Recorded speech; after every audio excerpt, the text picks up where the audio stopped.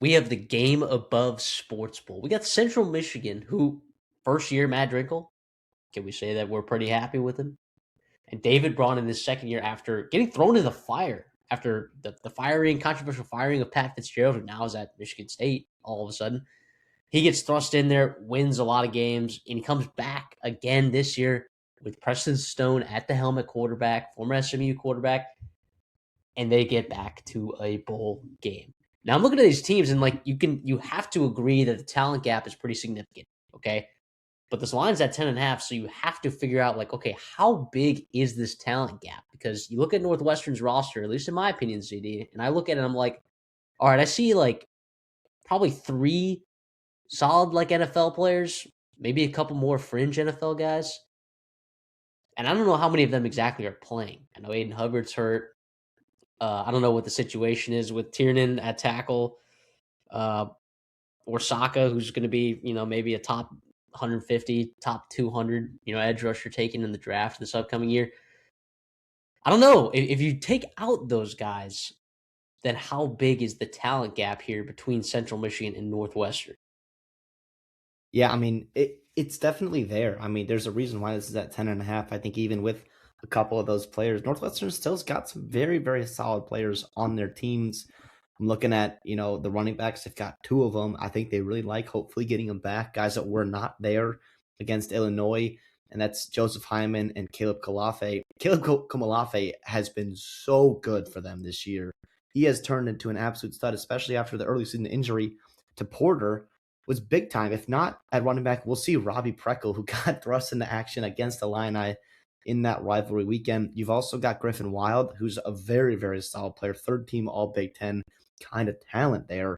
We know how good the wide receiver the wide receiver group was in the Big Ten this year. A lot of very good players. And defensively, there's still some dudes, man, and they're just very well coached. This is also, maybe not a great matchup, I think, for Central Michigan in terms of like what Northwestern, they don't mind playing a yucky kind of game. That they've been there, and honestly, too, I wrote this down.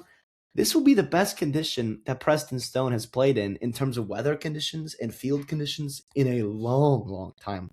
They played at Wrigley twice, right? They played at Illinois in a snowstorm. I mean, it was gross. And here he is coming back to a dome. I think he's very happy about that. And for Central Michigan, they're going to run the football. We know that. This is Matt Drinkle. They've ran the ball 511 times all year, as opposed to 183 passing attempts from the starting quarterback, Joey Labus. They've got a bunch of running backs that they like to carry the football with. But listen, maybe it is leaky with Northwestern. Maybe it is leaky. It's not a top 50 run defense. Even in November too, especially in those yucky conditions, more teams running the football. They were still giving up 4.4 yards per carry. It's definitely a spot where they could get got in. And if you're Central Michigan, I think you look at that kind of matchup, what you can do offensively and causing some confusion, especially if there's some guys not playing or injured for Northwestern, and you got some young guys out there, that could be a spot they could look to exploit. Yeah, Preston Stone is not, averse to making mistakes in big games. And I don't know, like, to me, this is a big game. This is a bowl game. This is the pinnacle of your season. So yeah, I don't know what it's going to look like. Their Central Michigan all year defensively has capitalized. And actually, I'll say this about a lot of teams in the MAC. If you're, going to be betting on some MAC teams in bowl season, like there are a lot of MAC teams that have been very opportunistic on the defensive side of the football, whether that's in their secondary, generating tip balls, getting interceptions, or just having a nose for the football, getting on the ground. And Northwestern hasn't necessarily done a fantastic job taking care of the football all season long. Preston Stone, I don't know if he leads the Big Ten in interceptions, but he's certainly up there in terms of turning the ball over as a Big Ten quarterback. I want to go back to Joey Labus here for a sec. Like, if you look at him, he came in last year, and I think you saw a significant bump, right? And then you bring in Matt Drinkle in this offense, and of course, it's not like a premier focal point of the offense as the quarterback, right? But I think he's done a pretty good job, right? I mean, you look at some of the Central Michigan offenses in the last, well, look at the last decade, but in the last 5 years, I mean, boy, you've had some stinkers at quarterback. Unless you're looking at 2021 Daniel Richardson, you are not looking at a lot of great quarterbacks there. Before that, you had the Shane Morris and the Cooper Rush years. Like there were some good quarterbacks, but completely different offenses. Right? We're talking about guys that were throwing the ball 450 times a year. So I think like Joey Labus within this offense actually is pretty good. The stats you're going to look at from a outsider's perspective and maybe be like, okay, these are not great. I think like for what he's in right now, I think he does a good job operating within the offense. And if they do that and take care of the football and they're able to generate some turnovers and just don't give up the explosive plays on defense, you've seen Northwestern capitalize a couple times against teams like that were just caught sleeping. And I wouldn't even classify like Northwestern. They're not an explosive offense. But how many times this year like did they play against teams that should not have been giving up the explosive play, and they were able to capitalize in pretty key moments. So like this 10.5 for me, CD, I don't think it's enough, especially if some of those guys are playing for Northwestern. But you still look at this team. I mean, like the different like Mac Uline, third team, all Big Ten guy, wouldn't classify him as like an NFL player. The difference between him and like what you're seeing on like the Central Michigan sideline, granted, you have some really, really good football players on Central Michigan's defense.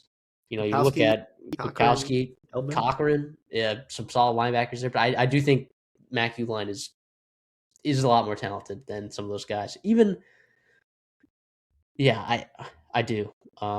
Maybe that's a bad take. Central Michigan fans, I'm sorry. I do like your team, and I love Matt Drinkle. We talked about it. And also, too, that Matt Drinkle, I know, has an appreciation for David Braun, like Matt Drinkle growing up in the Bettendorf area, like just right by Davenport. I mean, Northern Iowa, like that's where David Braun was for years, doing a great job up there. So like, and some of the guys on Drinkle's staff he's talked about like have overlapped with David Braun in some way or another. Like these two guys know each other without knowing each other, and there's definitely some overlapping tendencies and coaching staffs. So it'll be really interesting from the coaching front because I feel like these coaches may construct a game plan that, and we'll see like kind of who wins out there in that aspect in the mental game. I would imagine that it'll be easier for David Braun to execute what he wants to execute defensively than it will be for Matt Drinkle to execute what he wants to execute on the offensive side of the football. So, with that being said, I'll take Northwestern minus 10.5. Not a best bet. Not a best bet. In fact, and I won't take the under either because I do think that there's a chance that if the over hits, it'll be because Northwestern covers and covers by a lot. Right? If Central Michigan, keeps this thing close, it's probably because the under hit and they're able to find ways to score. And I don't want to look at like, their game against like Toledo. Like there were some stinkers that they had on the offensive side of the football, but there are also some really good defenses that they played this year. Like Western Michigan, can we call a spade, say that they're a top 40 defense in college football?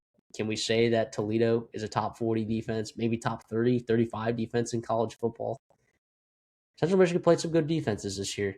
And, I mean, they should be pretty proud of the fact that they got to 7 wins in the first year under Matt Drinkle. And I think fans should be excited as well for the future of this program.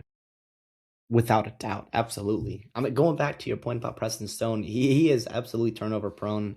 He does lead the league in interceptions. And talking about the Big Ten here, like you were talking about. And he's also done that in his system in an offense where he is like 8th, middle of the pack in terms of passing attempts too. So the interception to sack ratio, or the attempt to interception ratio is not great, not ideal for our Preston Stone. But if you dive a little bit deeper, they've come in bunches. 4 times this year, he's had multiple turnover games. 2 of them has been more than 2. He's had games against Illinois with 3, which I'll give him that. I think that's pretty understandable with those conditions.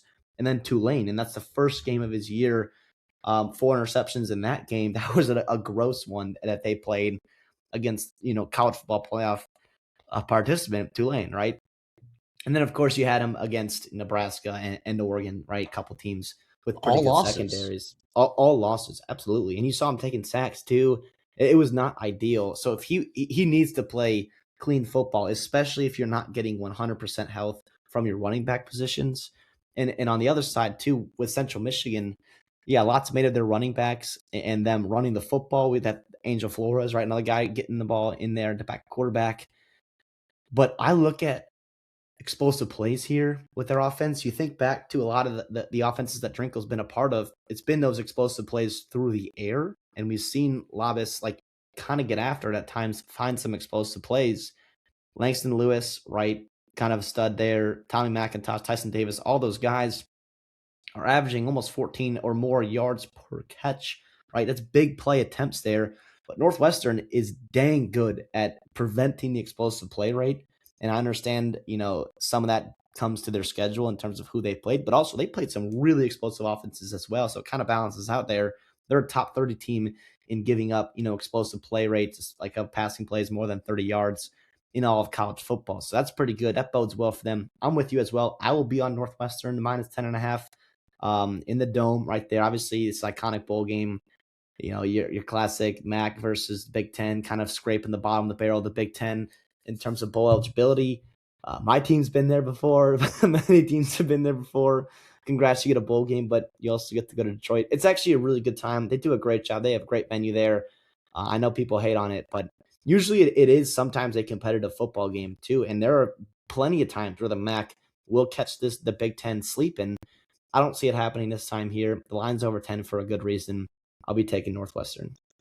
Well, in this game, the line is normally over 10, and I feel like it's normally over 2 touchdowns. I think the fact that we're getting a line, pretty close to single digits here could be indicative that we get, something a little bit better than we're used to. A little Friday night or Friday midday game, warm up for the Rate Bowl, But yeah, I'm intrigued with this game. I wouldn't say that I'm like ultra excited. I'm just really intrigued with what Matt Drinkle is going to be able to do against the Northwestern team, and like David Braun, like that they're going to show up for this bowl game. Like even if they don't have everyone that they want, whether it's NFL opt outs or Hubbard being hurt, like they will absolutely show up for this game. David Braun will not let them roll over, and just let them.